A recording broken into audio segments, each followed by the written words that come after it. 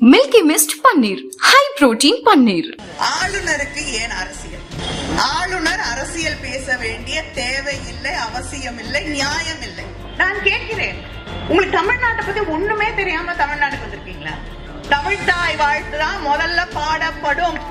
நீங்களா வந்து அசிங்கப்பட்டு அவமானப்பட்டு புறமுதுகிட்டு அவர் எழுந்து நின்னாலே பயந்து ஓடுறீங்கல்ல. நீங்க வந்து எங்களுக்கு பாடம் எடுக்கக்கூடிய இடத்துல நாங்க இல்ல, நாங்கெல்லாம் PhD பாஸ் பண்ணிட்டோம், நீங்க இன்னும் ஸ்கூல்ல நிக்கிறீங்க. எங்களுக்கு பழகிடுச்சு. எங்களோட எதிரிகள் எல்லோரையுமே புறமுதுகிட்டு ஓட செய்து பழகிய இயக்கம் திராவிட முன்னேற்ற கழகம். தமிழ்நாட்டிலிருந்து எத்தனையோ பேர் இந்த நாட்டின் விடுதலைக்காக போராடி எங்கள் தந்தை பெரியார் உட்பட நாட்டிற்காக சுதந்திரத்தை பெற்று தந்திருக்கிறார்கள். ஆனா நீங்க மன்னிப்பு கடிதம் எழுதி கொடுத்துட்டு வெளில ஓடி வந்தவங்க. எங்கள் சுயமரியாதையை அவமானப்படுத்திக் கொண்டே இருப்பீர்கள், நாங்க ஒவ்வொரு நாளும் இதை பார்த்துக்கிட்டு இருப்போம் அப்படின்னு நினைச்சீங்கன்னா நீங்கள் ஓட ஓட விரட்டப்படும் நாள் வெகு விரைவிலே இல்லை என்பதை நீங்கள் புரிந்து கொள்ள வேண்டும். குறைந்த விலை, நிறைந்த தரம், தங்கள் தேவைகள் அனைத்தும் ஒரே இடத்தில். ஜெயச்சந்திரன். இந்த ஆளுநர் ரவி அவர்கள் ஹேட்ரிக் சொல்லுவாங்கல்ல, இது 3வது ஆண்டு ஹேட்ரிக் அடிச்சிருக்காரு. அது எதுல? இந்த பிள்ளைங்க எல்லாம் பரீட்சைக்கு போகும். பரீட்சைக்கு போயிட்டு படிக்காதுங்க. படிக்காம போயிட்டு டீச்சர் கிட்ட இல்லைன்னா அம்மாட்ட ஏதாவது ஒரு கதை சொல்லுங்க. சுண்டு விரல்ல வலிக்குது, வயிறு சரியில்லை, பல்லு வலிக்குது, ஏதாவது கண்டுபிடிக்க முடியாத காரணம் சொல்லி வீட்டுக்கு ஓடியாந்துருவாங்க. அததான் நம்முடைய ஆளுநர் 3 வருஷமா செஞ்சு ஹேட்ரிக் அடிச்சிருக்காரு. நீங்க வீட்ல இருந்து லீவ் லெட்டர் எழுதி அனுப்புங்க. எங்க முதலமைச்சர் சரி போனா போது வீட்லயே இருன்னு சொல்லி விட்டுருவாரு.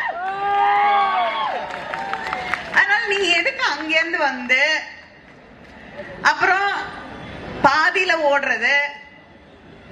எங்களுக்கு பழகிடுச்சு. எங்களோட எதிரிகள் எல்லோரையுமே புறமுதுகிட்டு ஓட செய்து பழகிய இயக்கம் திராவிட முன்னேற்ற கழகம். அதனால தலைவர் கலைஞர் அவர்களின் வழியிலே வந்திருக்கக்கூடிய முத்துவேல், கருணாநிதி ஸ்டாலின் உன்னை ஒவ்வொரு முறை நீயா ஏப்பா வந்து நீங்களா வந்து அசிங்கப்பட்டு அவமானப்பட்டு புறமுதுகிட்டு அவர் எழுந்து நின்னாலே பயந்து ஓடுறீங்கல்ல. எதுக்கு உங்களுக்கு இந்த கஷ்டம்? வீட்டுல இருந்தே சொல்லுங்க, நான் வரலன்னு. சரி சரி பரவாயில்ல, நீ வீட்டுல இருப்பாரு, ரெஸ்ட் எடுன்னு விட்டுருவாரு. நல்ல மனிதன். அதனால எல்லாருக்கும் அன்போடு அக்கறையோடு இருக்கக்கூடிய எங்களுடைய முதலமைச்சர் உங்களையும் வீட்டுல இருந்து ரெஸ்ட் எடுங்கன்னு விட்டுருவார். நீங்க வராதீங்க, இனிமேல் தயவு செய்து வந்து அசிங்கப்படாதீங்க. எனக்கே பாவமா இருக்கு. சரியா? நான் கேட்கிறேன், உங்களுக்கு தமிழ்நாட்டை பத்தி ஒண்ணுமே தெரியாம தமிழ்நாட்டுக்கு வந்திருக்கீங்களா? சட்டமன்றத்திலே இதுதான் நாங்கள் கடைபிடித்திருக்கக்கூடிய பாரம்பரியம், கலாச்சாரம், பண்பாடு, வழிமுறை. இதுதான் எங்களுடைய சட்டம். தமிழ்தாய் வாழ்த்து தான் முதல்ல பாடப்படும். அதுக்கப்புறம் தான் எல்லாம். நாங்க தேசிய கீதத்தை அவமதிக்கவில்லை, அதற்கும் இடம் இருக்கிறது தமிழ்தாய்க்கு பிறகு. நீங்க ஏன் முதல்ல தேசிய கீதத்தை பத்தி பேசுறீங்கன்னு எனக்கு புரியல. உங்களுக்கும் இந்த நாட்டின் விடுதலைக்கும் என்ன சம்பந்தம் சொல்லுங்க? தமிழ்நாட்டிலிருந்து எத்தனையோ பேர் இந்த நாட்டின் விடுதலைக்காக போராடி எங்கள் தந்தை பெரியார் உட்பட போராடி இந்த நாட்டிற்காக சுதந்திரத்தை பெற்று தந்திருக்கிறார்கள். ஆனா நீங்க மன்னிப்பு கடிதம் எழுதி கொடுத்துட்டு வெளில ஓடி வந்தவங்க. உங்களுக்கும் இந்த நாட்டுடைய உரிமைகளுக்கும் சுதந்திரத்திற்கும் தேசிய கீதத்திற்கும் என்ன சம்பந்தம்? அதை பத்தி நீங்க ஏன் கவலைப்படுறீங்க? இந்த நாட்டிலே ஒரு போர் மூண்ட போது இந்தியாவிலேயே அதிகமாக அந்த போருக்காக நிதி திரட்டி தந்தது தலைவர் கலைஞர் அவர்கள். நீங்க எங்க இருந்தீங்க அங்க? அதனால இந்த நாட்டை காப்பாற்றுவது, இந்த தேசத்தை காப்பாற்றுவது, இந்த நாட்டின் தேசிய கீதத்தை காப்பாற்றுவதற்கு உங்களை விட எங்களுடைய முதலமைச்சருக்கு அதிகமாக தெரியும். இன்னைக்கு இந்த நாட்டை காப்பாற்றுவதற்கு இந்த நாட்டின் அரசியல் அமைப்பு சட்டத்தை காப்பாற்றுவதற்காக, இந்த நாட்டு மக்களை காப்பாற்றுவதற்காக ஒரு தேசிய தலைவராக விஸ்வரூபம் எடுத்து நின்று கொண்டிருக்கக்கூடிய தலைவர் தான் எங்களுடைய தலைவர் அவர்கள். அதனால நீங்க எங்களுக்கு பாடம் எடுக்கக்கூடிய இடத்துல நாங்க இல்ல. நாங்கெல்லாம் PhD பாஸ் பண்ணிட்டோம். நீங்க இன்னும் ஸ்கூல்ல நிக்கிறீங்க. எலிமெண்டரி ஸ்கூல்ல காரணம் சொல்லிட்டு எக்ஸாம் எழுதாம ஓடி வந்துட்டு இருக்கீங்க. அதனால வேண்டாம், அந்த வேலை விட்டுருங்க. அது வேண்டாம். இப்ப ஃபுல் பேண்ட் ஆக்கிட்டாங்கன்னு சொன்னாங்க.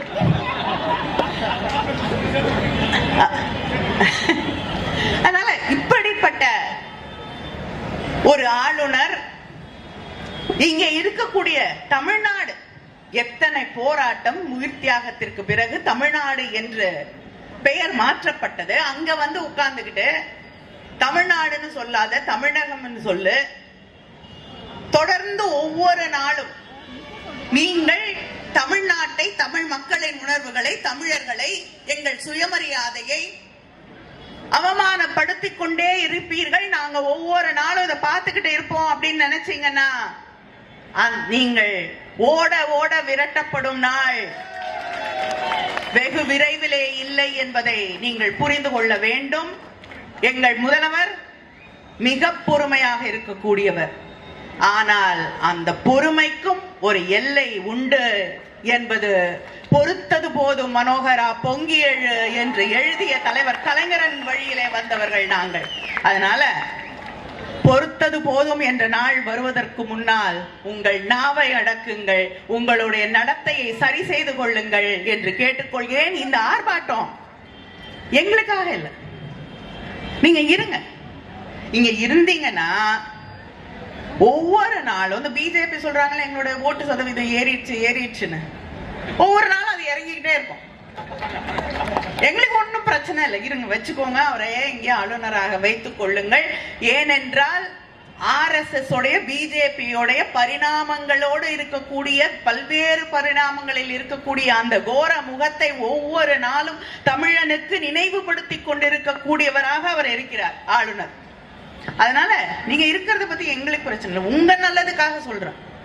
கடைசியில ஒரு ஓட்டு கூட வாங்க முடியாத நிலையில கொண்டு பிஜேபியை நிறுத்தக்கூடிய நிலை வந்துவிடக் கூடாதுன்னு தான் தளபதி அவர்கள் அவரை மறுபடியும் அழைத்துக் கொள்ளுங்கள். இந்த தமிழ்நாட்டிலே அவர் வேண்டாம் வேண்டாம் வேண்டாம் என்று இந்த கண்டன ஆர்ப்பாட்டத்தை நடத்த சொல்லி இருக்கிறார்கள். அதனால உங்க நல்லதுக்கும் சேர்த்து சொல்றேன், தயவு செய்து கூட்டிட்டு போயிருங்க. இல்லைன்னா நீங்க தான் கஷ்டப்படுவீங்க, எங்களுக்கு ஒரு பிரச்சனையும் இல்லை. ஏன்னா நீங்க இருக்க இருக்க எங்களுடைய தளபதியோடைய புகழ், எங்களுடைய தளபதி தொடர்ந்து இந்த RSS இந்துத்துவா கூட்டத்தை எதிர்த்து நின்று போராடக்கூடிய தலைவர் தலைவர் தலைவர் என்பதை ஒவ்வொரு நாளும் மக்களுக்கு சொல்லிக் கொண்டிருக்கக்கூடிய செய்தியாக மாற்றிக் கொண்டிருக்கக்கூடியவர்கள் நீங்கள். யாரை நம்பி தமிழ்நாடு வர வேண்டும் என்பதை, யார் மக்களின் உரிமைகளுக்காக, தமிழர்களின் சுயமரியாதைக்காக போராடக்கூடியவர், எந்த தலைவர், எந்த இயக்கம், திராவிட முன்னேற்ற கழகம் என்று சொல்லக்கூடிய அந்த நிலையிலே தமிழ்நாட்டு மக்களை எல்லாம் கொண்டு ஒருங்கிணைத்து இங்கே கண்ணுக்கு எட்டிய தூரம் நிற்கக்கூடிய இந்த கூட்டத்தை போல ஒவ்வொரு இடத்திலும் அந்த கூட்டத்தை கொண்டு சேர்க்கக்கூடியது உங்களை நாங்கள் தொடர்ந்து எதிர்ப்போம் எதிர்ப்போம் எதிர்ப்போம். இங்கே தளபதி அவர்களும் திராவிட முன்னேற்ற கழகமும் அரணாக நின்று தமிழகத்தை, எங்கள் உரிமைகளை பாதுகாப்போம் என்பதை மக்களுக்கு செய்தியாக சொல்லிக் கொண்டிருக்கக்கூடியதுதான் உங்களுடைய செயல்பாடுகள் என்பதை நீங்கள் நினைவிலே வைத்துக் கொள்ள வேண்டும். ஒவ்வொரு வருஷம் பொங்கல் வருதா, புது வருஷம் வருதான்னு இல்ல, ஆனா ஆளுநர் பிரச்சனையை கிளப்புவது என்பது தொடர்ந்து நடந்து கொண்டிருக்கக்கூடிய ஒரு செயலாக மாறிக்கொண்டிருக்கிறது. எத்தனை ஒரு ஆளுநர் இங்கே தயாநிதி அவர்கள் பேசும்பொழுது சொன்ன போல ரப்பர் ஸ்டாம்ப், வீட்டுல இருங்க, ஏதாவது திறக்கிறதுக்கு கூப்பிட்டாங்க, நிகழ்ச்சிக்கு கூப்பிட்டாங்கன்னா போங்க, என்ன பேசணும்னு புரிந்து கொண்டு பேசுங்க. இதையெல்லாம் விட்டுட்டு ஆளுநருக்கு ஏன் அரசியல்? ஆளுநர் அரசியல் பேச வேண்டிய தேவை இல்லை, அவசியம் இல்லை, நியாயம் இல்லை. ஆனா தொடர்ந்து அரசியல் பேசிக்கொண்டு ஒவ்வொரு நிகழ்ச்சியிலும் பிரச்சனைகளை எழுப்பிக்கொண்டு ஒவ்வொரு முறையும் இங்கே இருக்கக்கூடிய அரசை விமர்சனம் செய்து கொண்டு இதைவிட நல்ல ஆட்சி இந்தியாவிலே வேற எங்கேயும் இல்லைன்னு சொல்லக்கூடிய அளவுக்கு திராவிட மாடல் ஆட்சியை நம்முடைய முதலமைச்சர் அவர்கள் நடத்தி கொண்டிருக்கிறார். ஆனா திராவிட மாடல் ஆட்சின்னு சொன்னாலே உங்களுக்கு கஷ்டம். போன தடவை அந்த வார்த்தைய கூட திராவிட மாடல் ஆட்சின்னு சொல்றத கூட நான் சொல்ல முடியாதுன்னு சொன்னவர் தான் இந்த ஆளுநர். ஏன்னா அவ்வளவு பயம். திராவிடம் அப்படின்னு சொன்னாலே அவங்களுக்கு தூக்கத்துல கூட கனவுல கூட பயம் வரக்கூடிய ஒரு வார்த்தையாக அந்த திராவிட மாடல் ஆட்சியை மாற்றி தந்திருக்கக்கூடிய திராவிட முன்னேற்ற கழக ஆட்சி, நம்முடைய முதலமைச்சருடைய ஆட்சி இங்கே நடைபெற்றுக் கொண்டிருக்கிறது.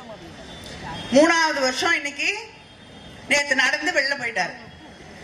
நான் கேட்கிறேன், மத்த மாநிலத்துல எல்லாம் வந்து கவர்னரை மாத்துறீங்கல்ல, கேரளால மாத்திருக்கீங்க, மணிப்பூர்ல மாத்திருக்கீங்க, பீகார்ல மாத்திருக்கீங்க, ஏன் இந்த கவர்னரை மட்டும் இங்க தமிழ்நாட்டுல அச்சடிச்சு வச்சாமல சாசனம் எழுதி வச்சாப்புல ஏன் இங்க வச்சிருக்காங்க பிஜேபி? நாம் ஒன்றை புரிந்து கொள்ள வேண்டும். தொடர்ந்து அவர்களை அச்சுறுத்தி கொண்டிருக்கக்கூடிய ஒரு இயக்கம், அவர்களை இருக்கிற இடத்துல வைத்துக் கொண்டிருக்கக்கூடிய ஒரு தலைவர் நம்முடைய முதலமைச்சர் அண்ணன் தளபதி அவர்கள். அதனால